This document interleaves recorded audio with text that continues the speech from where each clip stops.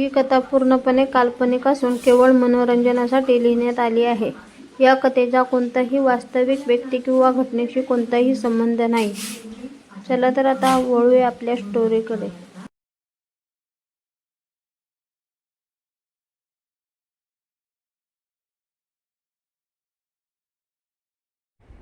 गोंधन भाग 38.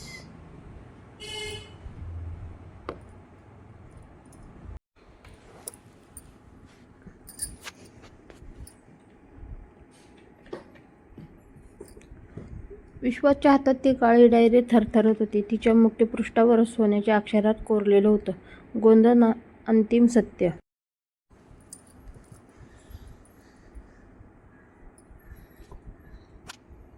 पण पहिलंच पान उघडताच त्यांच्या श्वासाचा वेग वाढला. कारण त्या डायरीच्या पहिल्या पानावर लेखक म्हणून लिहिलेलं नाव महेंद्रराव इनामदार होतं. हे नाव ऐकताच सावित्रीच्या चेहऱ्यावर भीतीचं सावट पसरलं. अर्जुन सावंत एकदम स्तब्ध झाला, तर विक्रांतच्या ओठावर पुन्हा एकदा गूढ हास्य उमटलं.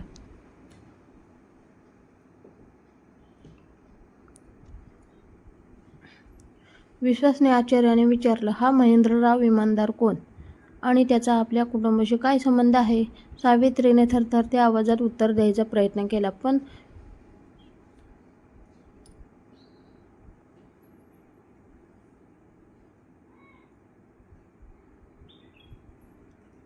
शब्द कशातच अडकले. तिच्या डोळ्यातून अश्रू वाहू लागले. ती फक्त एवढंच म्हणू शकली, हे नाव पुन्हा कधीच समोर येऊ नये म्हणून तुझ्या बाबांनी आयुष्यभर प्रयत्न केले होते.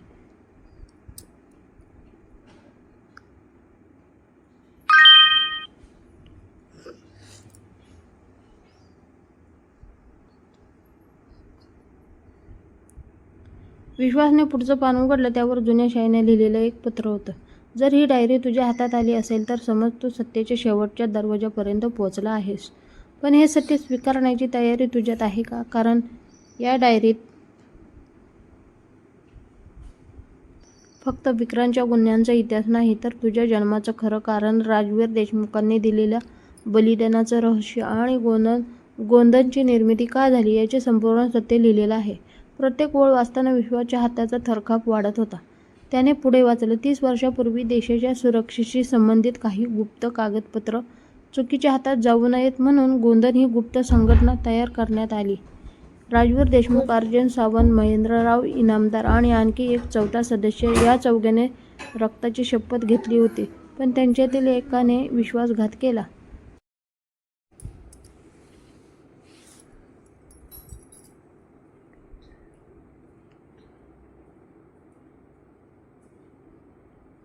आणि त्या विश्वासघातामुळे अनेक निरपराध लोकांचे बळी गेला. हे वाचताच अर्जुनने डायरी विश्वासाच्या हातातून अलगद घेतली. त्याच्या डोळ्यात अपराधीपणाची भावना स्पष्ट दिसत होती. तो काही क्षण शांत राहिला, मग अत्यंत जड आवाजात म्हणाला, विश्वास, आता मी जे सांगणार आहे ते ऐकून कदाचित तू माझा तिरस्कार करशील, पण आज मी खोटं बोलणार नाही.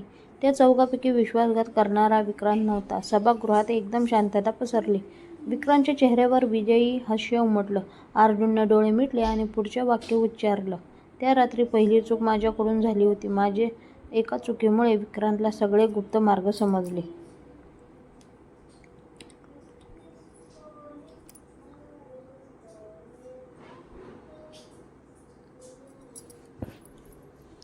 आणि त्याच दिवसापासून या रक्तरंजित खेळाची सुरुवात झाली.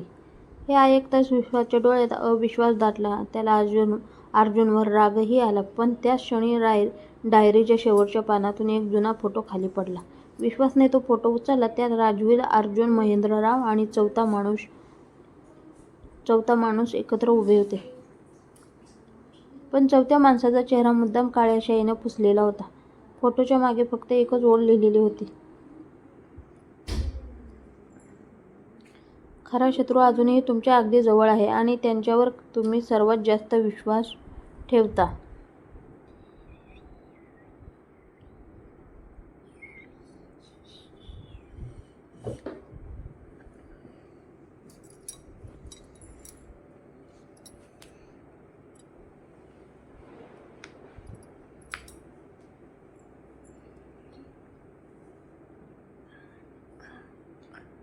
त्याच क्षणी सभागृहाच्या बाहेरून कोणाच्या टाळ्या वाजवण्याचा आवाज आला. टक टक टक.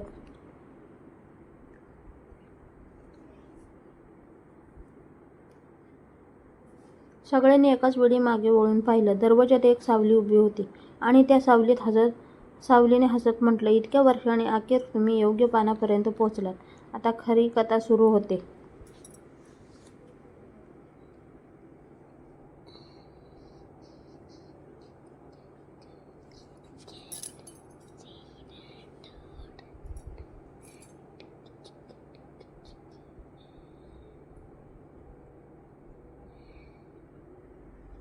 दरवाजात उभा असलेल्या त्या सावलीकडे सगळ्यांच्या नजरा खिळल्या. धुराचा पडदा हळूहळू बाजूला सरकत होता. त्या माणसाच्या हातात एक जुनी काठी होती. अंगावर काळा लांब कोट, चेहऱ्यावर सुरकुत्या, पण डोळ्यात विलक्षण तेज.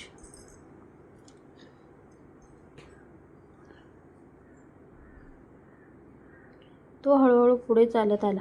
त्याच्या प्रत्येक पावलाचा आवाज त्या शांत सभागृहात घुमत होता. टक टक टक.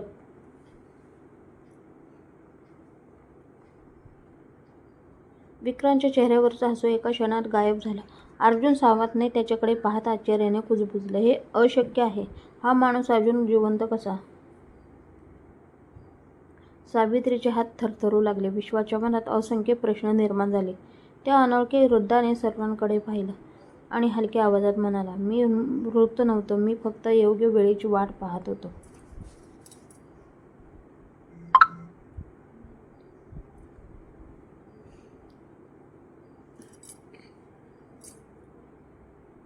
कारण सत्य कधीच घाईत सांगितलं जात नाही.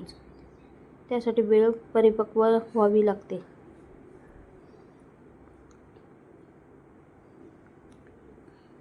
तो वृद्ध थेट विश्वासमोर येऊन थांबला. त्याने आपल्या खिशातून एक जुनी चांदीचं लॉकेट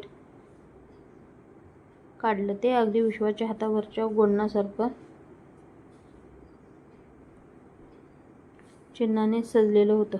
विश्वाने ते लॉकेट हातात घेताच त्या हातावरचं गोंधन तेजाने चमकू लागलं.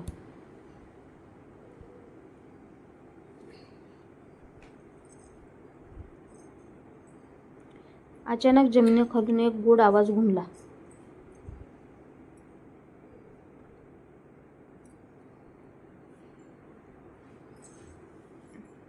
जणू अनेक वर्षांपासून बंद असलेली एखादी यंत्रणा पुन्हा सुरू झाली होती.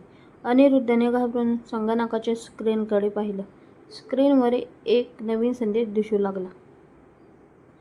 त्याने मोठ्याने ओरडत सांगितले, विश्वास, कुणीतरी अंतिम गुप्त कक्ष सुरू केला आहे.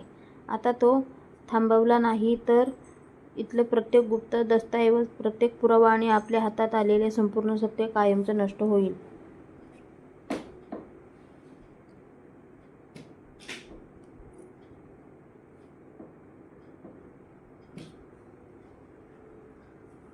इतक्यात विक्रांतने संधी साधली. तो हळूच मागे सरकला आणि तिजोरीच्या बाजूला ठेवलेल्या एका लोखंडी पेटीकडे धावला. त्या पेटीतून त्याने एक काळी फाईल बाहेर काढली. त्याच्या चेहऱ्यावर पुन्हा तेच भयानक हास्य उमटलं. ही फाईल मिळाली की मला या देशात कोणीही थांबवू शकणार नाही. कारण यात फक्त संपत्तीचा नकाशा नाही, तर देशातील मोठमोठ्या लोकांची गुपितं आहेत.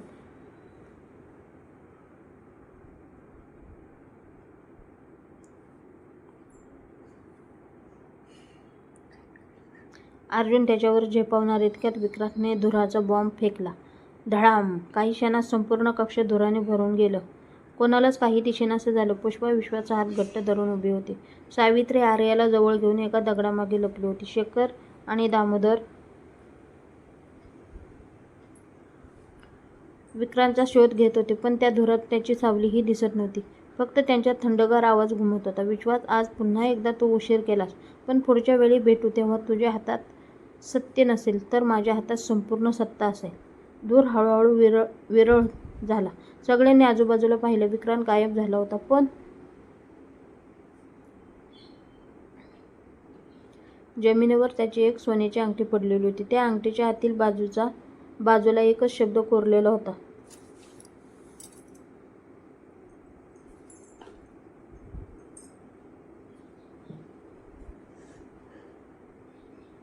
अध्याय 2. विश्वासने ती अंगठी हातात घेतली. त्याच्या चेहऱ्यावर आता भीती नव्हती, फक्त एक निर्धार होता. हा खेळ अजून संपलेला नाही. आता मीच तुला शोधून काढणार. विक्रांत.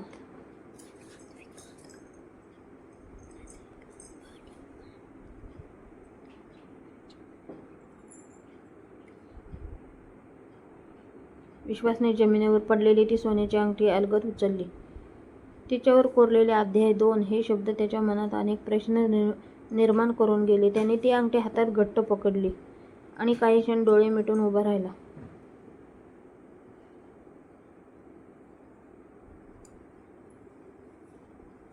त्याच्या मनात आता भीती नव्हती, फक्त एक ज्वाला धगधगत होती. विक्रांतला कोणत्याही परिस्थितीत पकडायचं, बाबाचं अपूर्ण स्वप्न पूर्ण करायचं आणि गोंदामागचं प्रत्येक रहस्य जगासमोर आणायचं.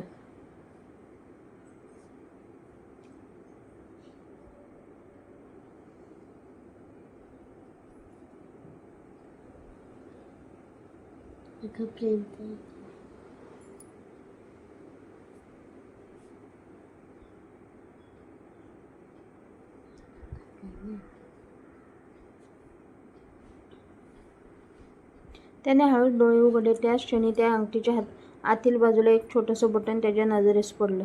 विश्वासने ते बटन दाबताच अंगठी 2 भागात उघडली.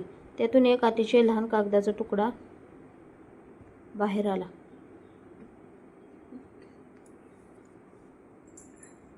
त्यावर फक्त एकच ओळ लिहिलेली होती.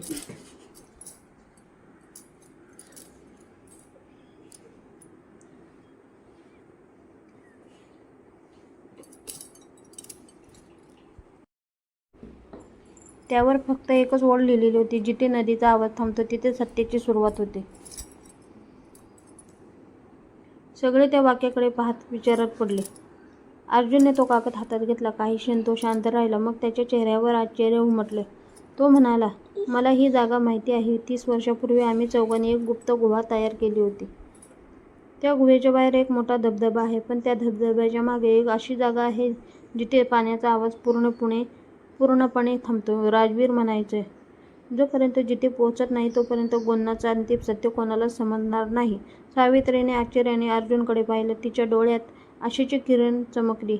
आर्या पुढे येत म्हणाली, मग आपण वेळ वाया घालवायचा नाही. विक्रांत आपल्यापेक्षा आधी तिथे पोहोचला तर पुन्हा एकदा सगळे पुरावे नष्ट होतील.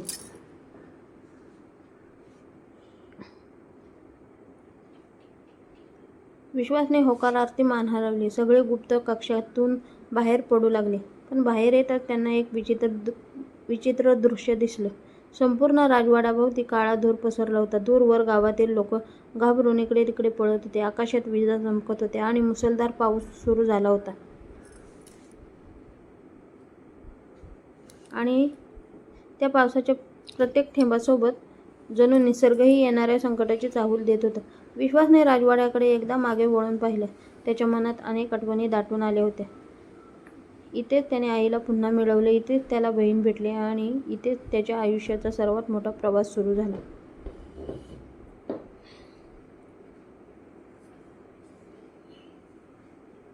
तेवढ्यात अचानक एक लहान मुलगा धापा टाकत त्या दिशेने धावत आला.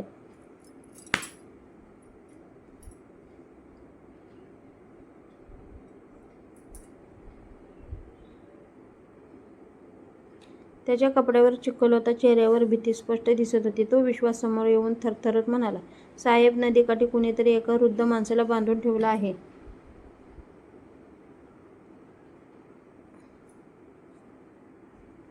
ते सारखं तुमचं नाव घेत आहेत आणि म्हणत आहेत, विश्वासला सांगा, उशीर करू नको, नाहीतर पुन्हा एकदा इतिहास रक्ताने लिहिला जाईल. हे ऐकताच विश्वासच्या चेहऱ्यावरील भाव बदलले. अर्जुनने तलवारीसारखा निर्धार डोळ्यात आणला. आर्यनने हातावरील गोंदाकडे पाहिलं आणि सावित्रीने देवाकडे हात जोडले. कारण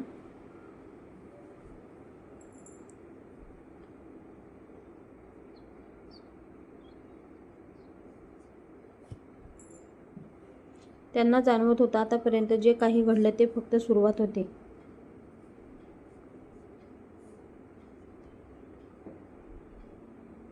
खरं वादळ अजून पुढे त्याची वाट पाहत होतं.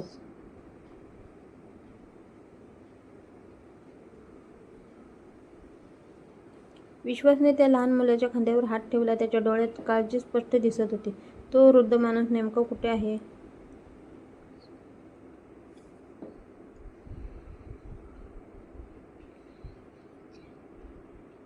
मुलाने नदीच्या दिशेने थरथरत्या हाताने बोट दाखवलं. साहेब, जुन्या घाटाजवळ.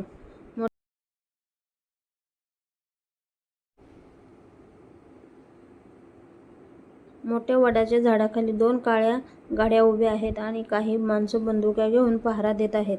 मी लपून हे सगळं पाहिलं. ते लोक म्हणत होते,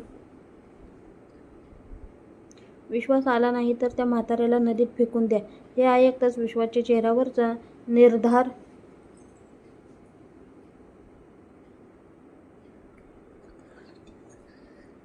आणखी दृढ झाला. त्याने अर्जुन, आर्या, शेखर, दामोदर आणि पुष्पाकडे पाहिलं. आपल्याकडे वेळ खूप कमी आहे. आता एक क्षणही वाया घालवायचा नाही. सगळे नदीकडे निघाले. बाहेर मुसळधार पाऊस सुरू होता. विजांचा कडकडाट होत होता. चिखलातून चालताना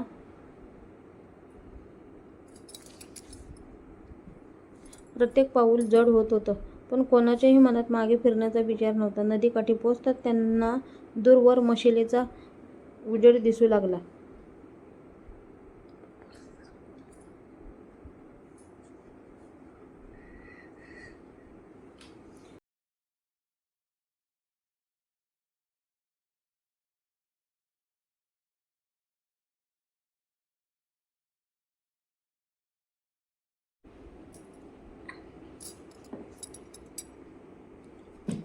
त्या उजेडात काही माणसं एका वृद्धाला जाड दोरीने बांधून उभी होती.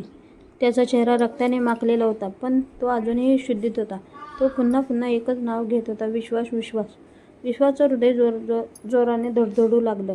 तो धावत पुढे जाणार इतक्यात अर्जुनने त्याचा हात पकडला. थांब. हा सापळा असू शकतो. आधी नीट पाहू.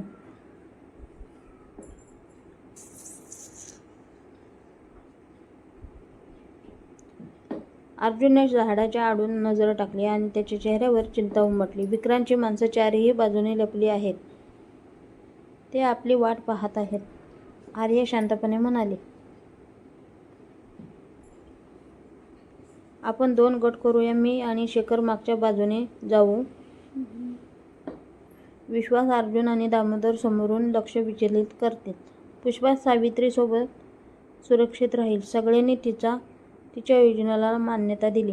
काही क्षणांनी विश्वास झाडामागून बाहेर आला.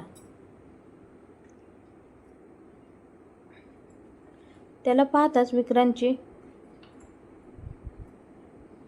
माणसं सावध झाली. त्याच्यातील एक मोठ्याने ओरडला, तो आला, पकडा त्याला.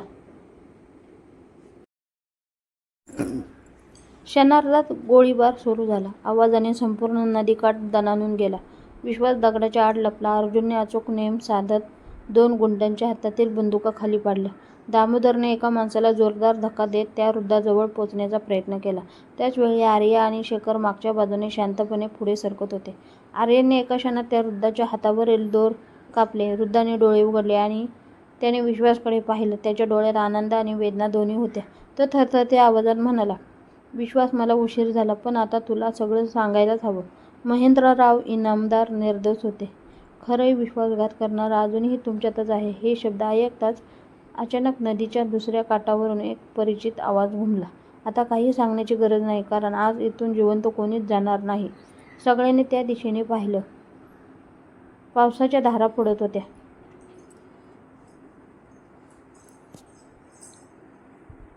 धुक्यातून हळूहळू एक काळी आकृती पुढे येत होती आणि तिच्या हातात एक लांब पल्ल्याची बंदूक चमकत होती.